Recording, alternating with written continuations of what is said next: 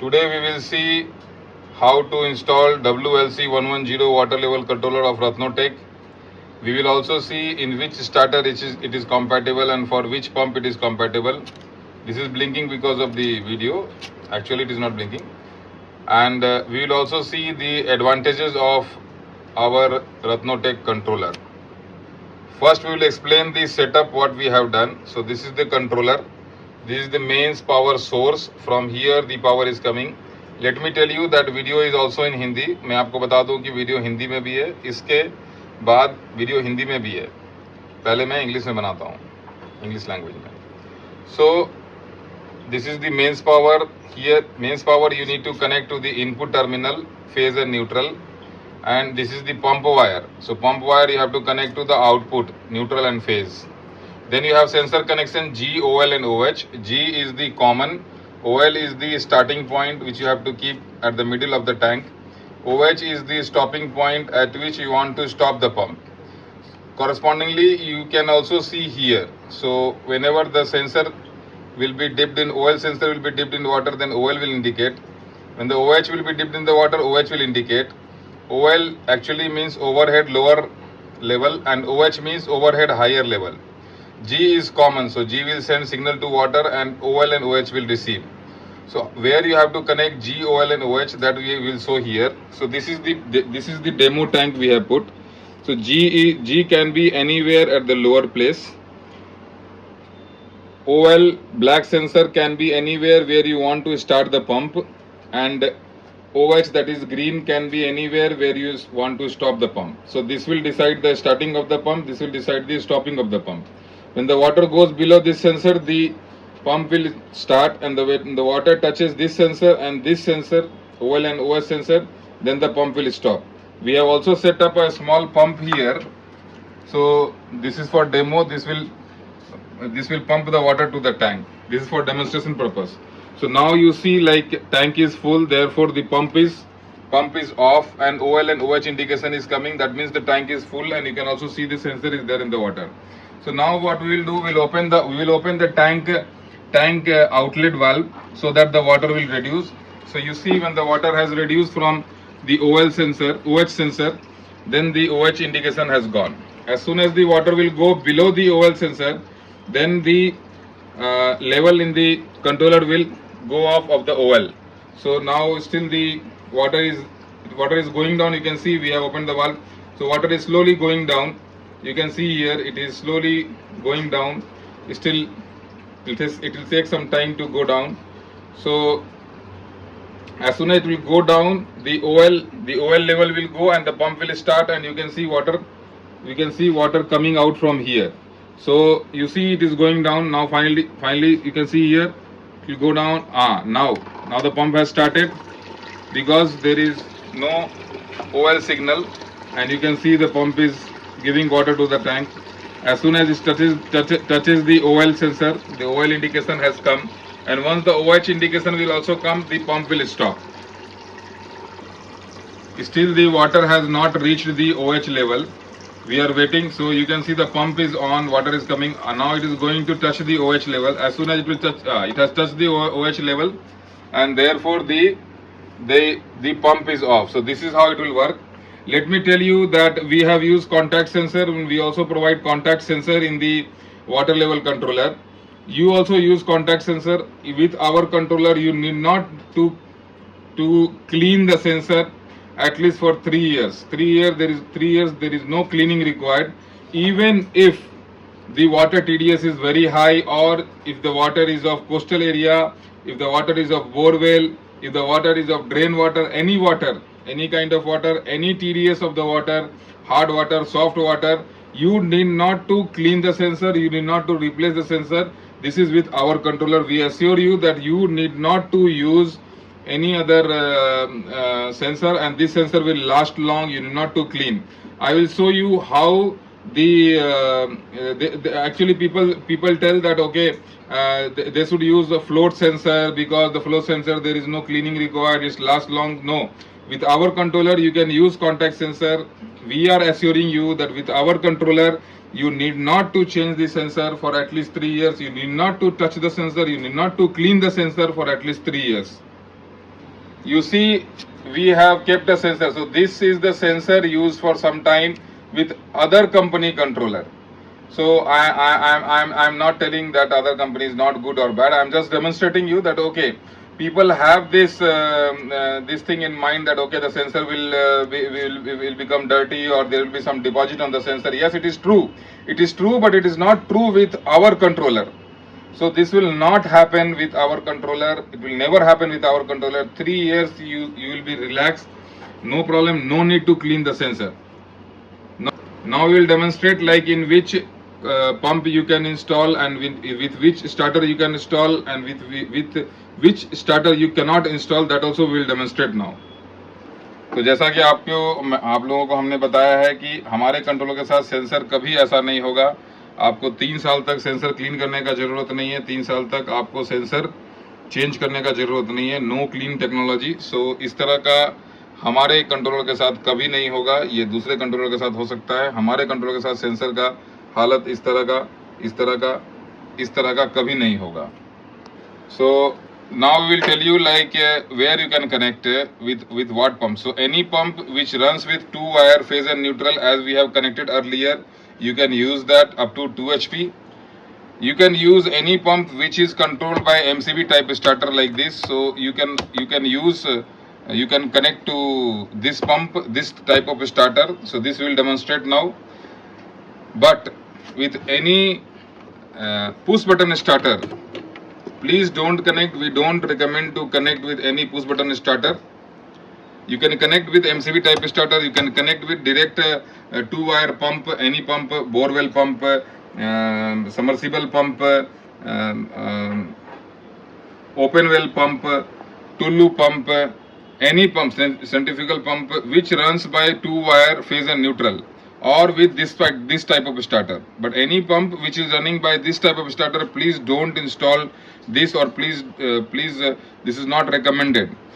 Electrician, what they do, they bypass the start switch and then they connect. This is not recommended, because when you bypass the start switch, the starting capacitor is getting disconnected forever. So this is not recommended. For this starter, please don't use this controller. There is a different controller of Ratnotech. But for this starter you can use, for 2 wire pump you can use. Now we'll show you how to connect. So you see the mains power is coming directly to the starter and this is going to the pump. So what you have to do is, this mains power you have to give to input of the controller, and output of the controller you have to connect through a wire to the input of the starter. This is how you have to do. So we will connect and show you. So we have removed the mains power and we will connect it to the input of the controller. So you can see mains we have connected to the input of the controller, and then output is connected by this wire to the input of the starter. Now we will demonstrate how it works. This starter is on, water is not there, so you can see the pump is on and water is coming here. As soon as it will get filled up, the pump will get switched off. So we will wait for the tank to get filled. So you see the water has come to OL level and OL level is coming, as we have seen earlier also. Now as soon as it touches the OH level, the pump will get switched off.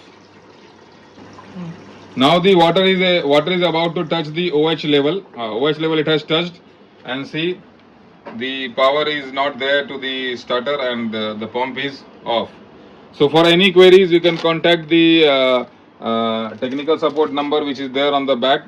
So here you can contact and we will help you in installation. You can watch this video and install. You can extend the wire. You can use any wire. आप कोई भी wire use कर सकते हैं sensor को install करने के लिए. किसी भी गेज का यूज कर, any gauge you can use, any wire you can use. Only thing is that wire should have physical strength, because the wire will get stretched, it may break. So there is no recommendation from the company, and up to 300 meter you can extend. 300 metre तक आप extend कर सकते हैं wire को. Thank you. So now the video will be in Hindi also. Please watch. आज हम लोग देखेंगे कि WLC 110 को कैसे कनेक्ट करते हैं, कैसे इंस्टॉल करते हैं, ये किस पंप में काम कर सकता है और किस तरह के स्टार्टर में काम कर सकता है. इसको कैसे इंस्टॉल करना है ये हम बताएंगे, और क्या क्या इसका एडवांटेज है ये भी बताएंगे। तो हमने यहाँ सेटअप पे WLC 110 लगाया है। ये पावर से कनेक्टेड है, ये हमारा पावर इनपुट है, मेंस पावर। यहाँ से ये कनेक्टेड है, ये फर्स्ट 2 इनपुट में कनेक्टेड है। आउटपुट में हमने पंप को लगाया है, जो कि एक छोटा सा पंप यहाँ डेमो के लिए लगाया है। और उसके बाद G, OL और OH ये सेंसर का कनेक्शन है। G में रेड सेंसर है, OL में ब्लैक सेंसर है और OH में ग्रीन सेंसर है। G का मतलब होता है ग्राउंड, मतलब कि सबसे नीचे रहेगा। OL मतलब ओवरहेड का लोअर लेवल, एंड OH का मतलब ओवरहेड टैंक का अपर लेवल, हायर लेवल। यहाँ इसका इंडिकेशन भी आ रहा है, OL का इंडिकेशन आ रहा है, OH का इंडिकेशन आ रहा है। अभी हम देखेंगे कि सेंसर का कनेक्शन हमने कैसे किया है। तो जो रेड, ब्लैक और ग्रीन वायर है, इसको हमने इस तरह से टैंक में सेटअप किया है। ये हमारा डेमो टैंक है, जिसको कि हमने ओवरहेड टैंक माना है, और ये हमारा पंप का आउटपुट है। जब भी पंप ऑन होगा तो इससे पानी गिरने लगेगा। अभी हमने बताया था कि रेड को ग्राउंड पे लगाना है, यानी सबसे लोअर लेवल पे लगाना है। इसे ब्लैक से नीचे कहीं भी लगा सकते हैं। ब्लैक वाला सेंसर उस पोजीशन पे लगाना है जहां आप चाहते हैं कि पानी पंप ऑन हो जाए, जिसके नीचे जाने के बाद पंप ऑन हो जाए। सपोज कीजिए आप इसके नीचे चाहते हैं कि पंप ऑन हो जाए, तो आपको ये सेंसर यहीं तक लगाना है। अगर आप चाहते हैं कि इसके नीचे ऑन हो जाए, तो ये सेंसर को थोड़ा ऊपर लगाना पड़ेगा। ये स्टार्टिंग पॉइंट है, आप इसे जहां लगाएंगे उससे कम होने पे पंप ऑन हो जाएगा। और ये स्टॉपिंग पॉइंट है, आप इसे जहां लगाएंगे वहां पानी आने के बाद पंप ऑफ हो जाएगा। तो ये ग्रीन वाला सेंसर 100% पोजीशन पे लगाना है। ब्लैक वाला सेंसर स्टार्टिंग पॉइंट या 50% पे आप लगा सकते हैं। और जो G वाला सेंसर है, इसको आप ब्लैक के नीचे कहीं भी लगा सकते हैं, नीचे भी लगा सकते हैं, कहीं भी लगा सकते हैं। मैं फिर से बोल रहा हूँ, यही G है ग्रीन वाला। कलर कोडिंग भी दिया हुआ है, G में रेड, OL में ब्लैक और OH में ग्रीन दिया हुआ है। OH में ग्रीन दिया हुआ है।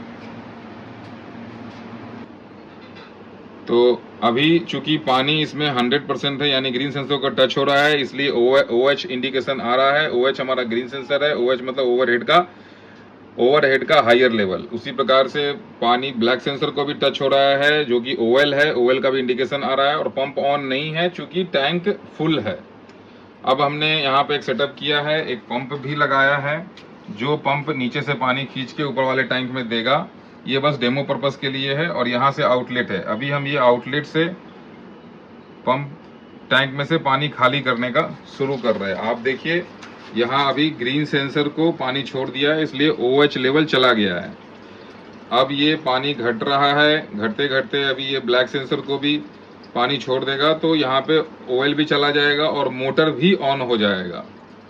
तो हम लोग अभी वेट कर रहे हैं। आप देख सकते हैं पानी का लेवल धीरे धीरे घट रहा है, क्योंकि हमने आउटपुट का टैप खोल दिया है।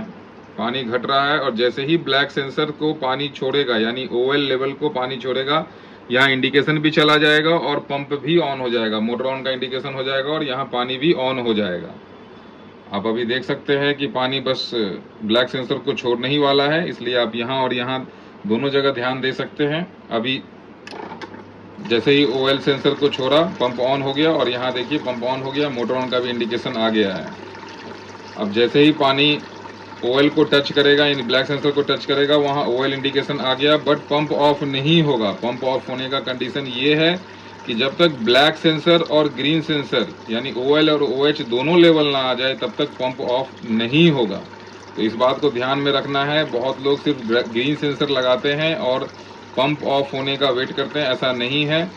ग्रीन और रेड, ग्रीन और ब्लैक, जब तक पानी दोनों को टच नहीं होगा तब तक पंप ऑफ नहीं होगा। अगर सिर्फ आपको ऑफ कराना है तो आप यहाँ पे लूप कर सकते हैं ग्रीन और ब्लैक को, अगर आप सिर्फ ऑफ कराने के लिए ये सिस्टम लगा रहे हैं। तो अगर आपको ऑन ऑफ दोनों कराना है तो इसी प्रकार से होगा। अभी देखिए ब्लैक सेंसर को पानी टच किया हुआ है, पानी का लेवल अभी धीरे धीरे बढ़ रहा है, इसीलिए OL का लेवल है, OH का लेवल नहीं है, और पंप ऑन है।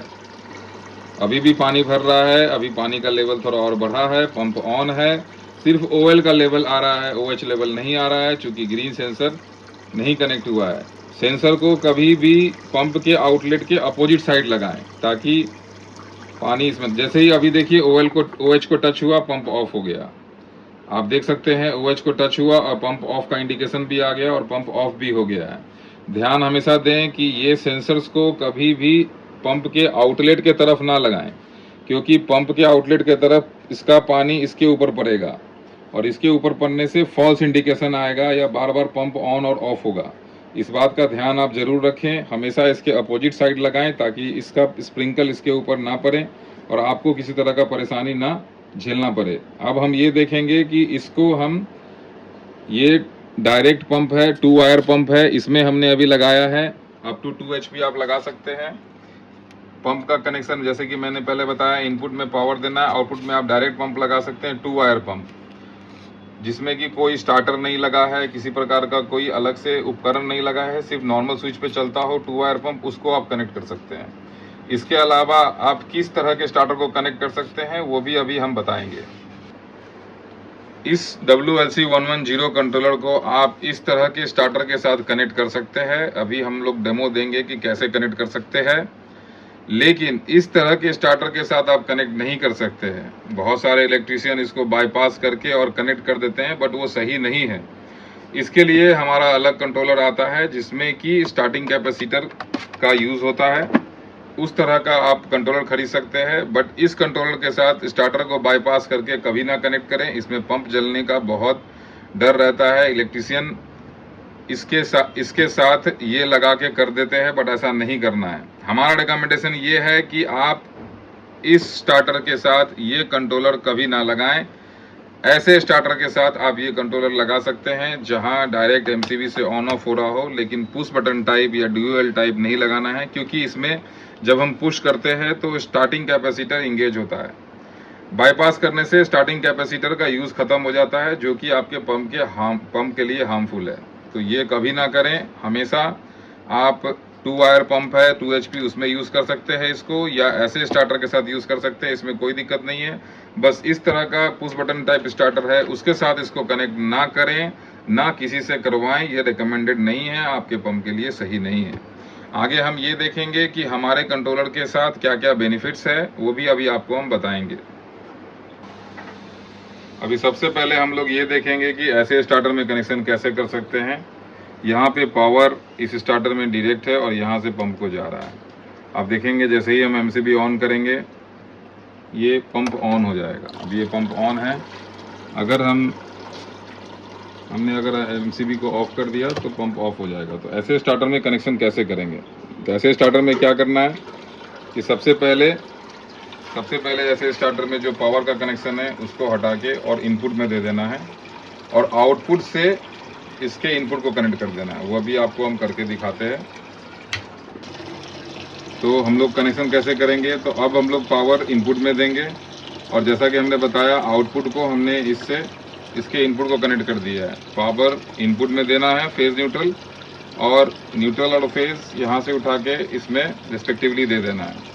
ये पंप हो गया है। अभी आप सेम चीज़ है, अभी OL है यहाँ पे पानी, जैसे ही OH तक पानी होगा पंप ऑफ हो जाएगा। ये ठीक उसी प्रकार से काम करेगा जैसे कि आपने पहले देखा है, इसमें कोई डिफरेंस नहीं है। अभी जैसे ही ग्रीन सेंसर तक पानी आएगा ये बंद हो जाएगा। अभी देखिए बंद हो गया। पानी कम होने से वैसे ही ऑन हो जाएगा ये। अभी जैसे हमने पानी ओपन कर दिया है, टैंक का वाल्व ओपन कर दिया है, अभी OH लेवल चला गया। अब जैसे ही OL लेवल जाएगा पंप ऑन हो जाएगा। अभी OL लेवल से पानी कम होने वाला है और पंप ऑन हो जाएगा।